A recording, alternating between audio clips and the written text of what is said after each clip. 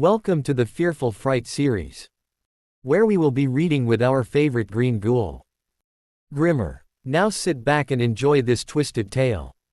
Today our story is called The Last Save File, Part 2. Terrence Banks didn't touch the console again. He didn't need to. It would turn on by itself. Sometimes at 2:13 a.m. Sometimes right before dawn. Always with that same thin, wet click, like something waking up behind the screen. At first, he tried to ignore it. He shoved blankets over his head. He unplugged the TV. He even flipped the breaker once. Didn't matter. The screen would still glow.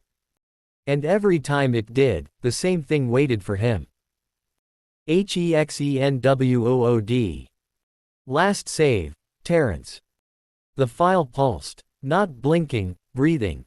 Watching. The yard sale. Mildred was the one who said it out loud. We need to get rid of it. No one argued. Not Brad. Not Aubrey.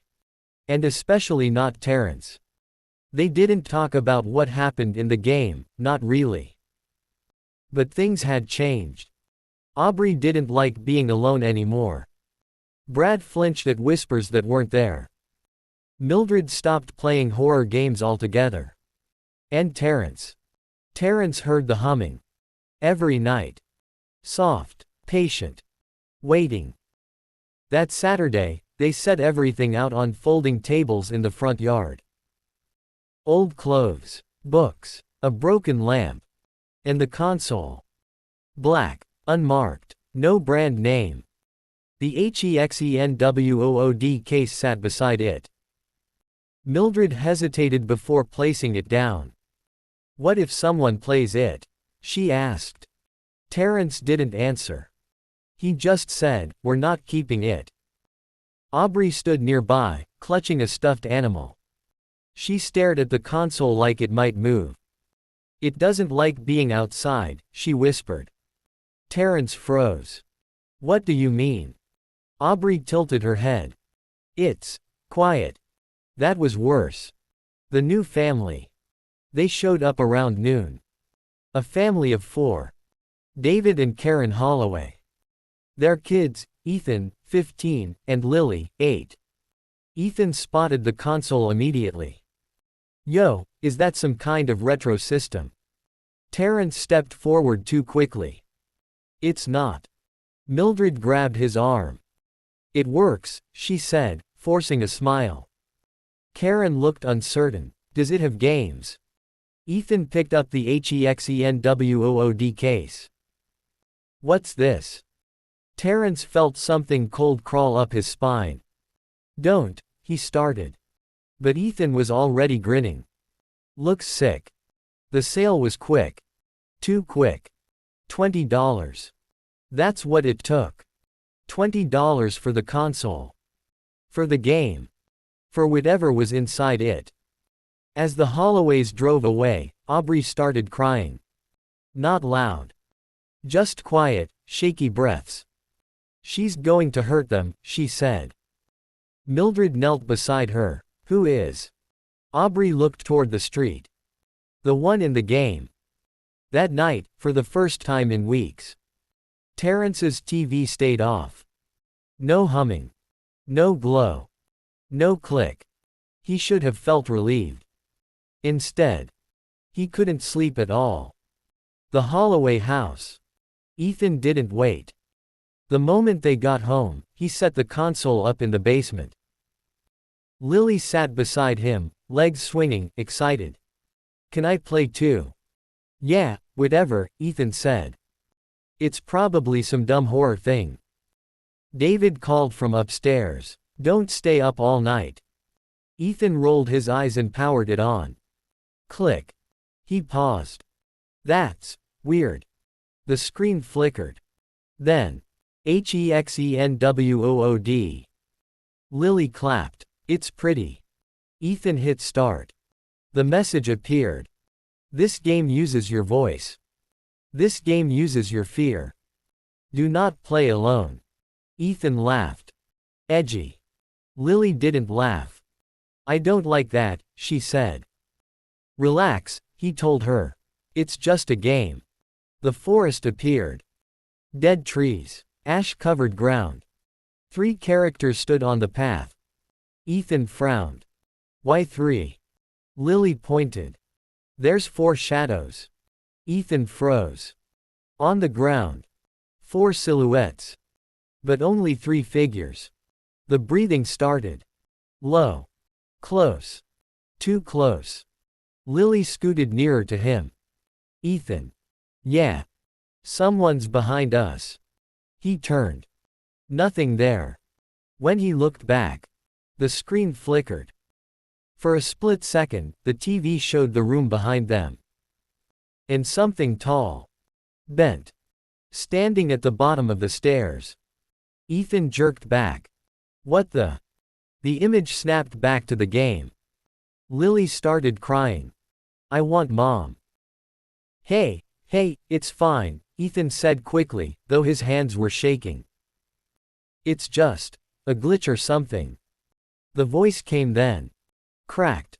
Smiling. Children should not play in the dark. The lights went out. The first disappearance. Karen found the basement empty. The TV was on. The game was running. Ethan stood frozen in front of it, controller dangling from his hand. Lily was gone. Ethan, Karen said sharply. Where's your sister? He didn't answer. Just pointed. At the screen. There was a 4th character now. Small. Hooded. A name hovered above it. Lily. Karen screamed. David rushed down the stairs. What happened? Ethan finally spoke. Voice hollow. The game took her. The witch appeared. Closer than before. Clearer.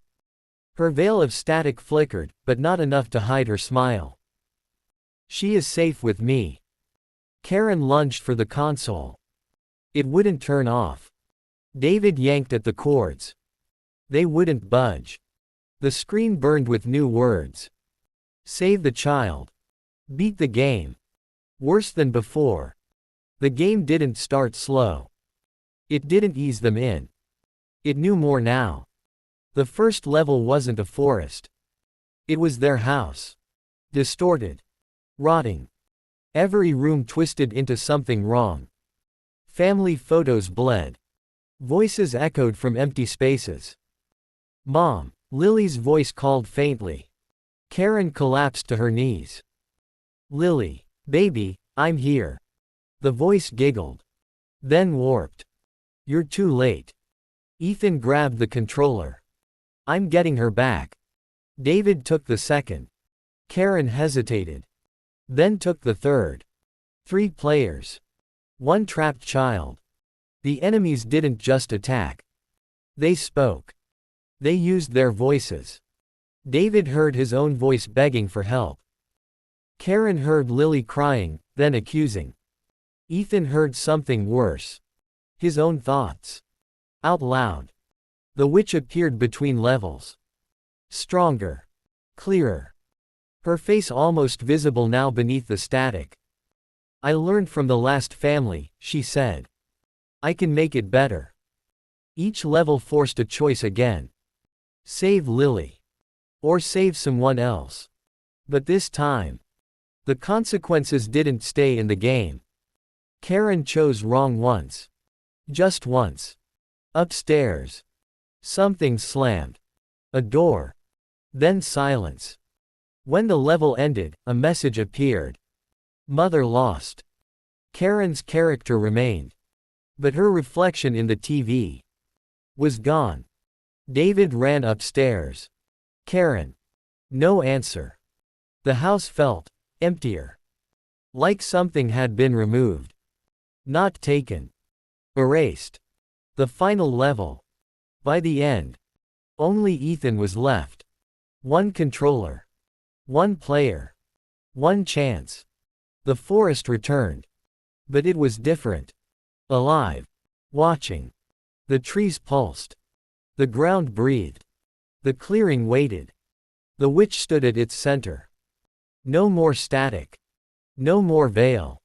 Her face was wrong. Too wide. Too stretched. Smiling too much. Lily stood beside her. Eyes glowing. I'm not scared anymore, she said. The witch tilted her head. You see. They always learn. The fight began. But Ethan couldn't win. Not really. The game wasn't about winning. It never was. The witch's health dropped anyway. Slowly. Painfully. Until 0. She screamed. Then laughed. WHO will stay. The final prompt appeared. Choose a player. Only one option blinked. Ethan. He shook his head. No. Lily stepped forward. I don't want to be alone. The screen went white. The next morning. The Holloway house was quiet. Too quiet. Neighbors said the family must have left. No signs of struggle. No explanation. Just gone. In the empty basement. The TV flickered on. HEXENWOOD. Last save, Ethan. A second file appeared beneath it. New. Fresh. Waiting. New game, available. From the speakers. The witch hummed. Soft. Patient. And somewhere far away. In a different house. A different room. A different kid would hear that same wet click. And think. It was just a game.